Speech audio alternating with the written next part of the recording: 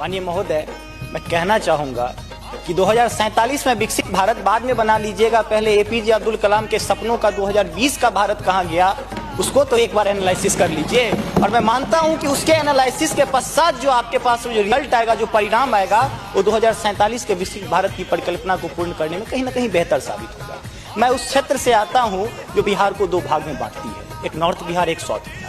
हमारा मिथिला का रीजन 6 महीने बाढ़ के पानी से ग्रसित रहता है। जब मैं राज्य सरकार से पूछता हूं तो कहती है कि विदेश का मामला है भैया, नेपाल पानी छोड़ देता है, मैं क्या करूं, उधर से चना डैम बना देता है। अब तो राज्य में भी सरकार आपकी है, केंद्र में भी आपकी है, तो प्रभु कृपया कुछ तो मदद कीजिए।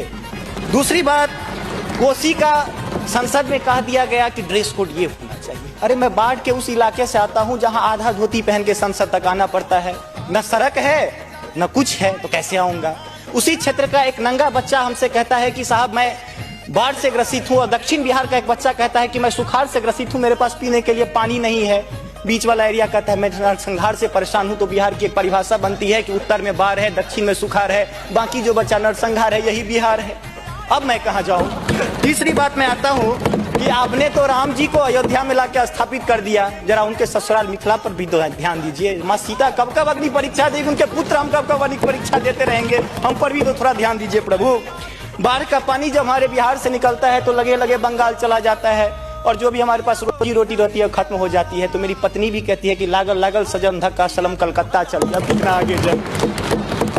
आगे आते हैं, और पर्यटन की पर्याप्त संभावना है। एक बार आप कृपा करके देखिए, पर्यटन मंत्री बैठे हुए हैं, अब ताजमहल मुमताज महल की याद में बना, आपने उसको 7वां अजूबा में शामिल कर दिया। अरे हमारे यहाँ गया में दशरथ मांझी छेनी लेके पूरा पहाड़ तोड़ दिए, इससे बड़ी और क्या बात हो सकती है। उसको पर्यटन के लिए रखिए।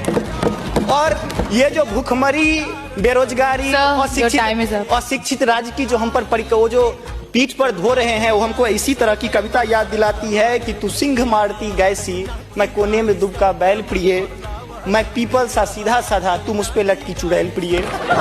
तो ये अशिक्षा, बेरोजगारी हम पर चुड़ैल की तरह लटकी है। तो there is politics behind every politics. स्नातकोत्तर राजनीति विज्ञान में पढ़ाई होती है, उसको छोड़ के जरा राज्य और केंद्र में अब सामंजस्य स्थापित करके कीजिएगा प्रभु। बहुत बहुत धन्यवाद।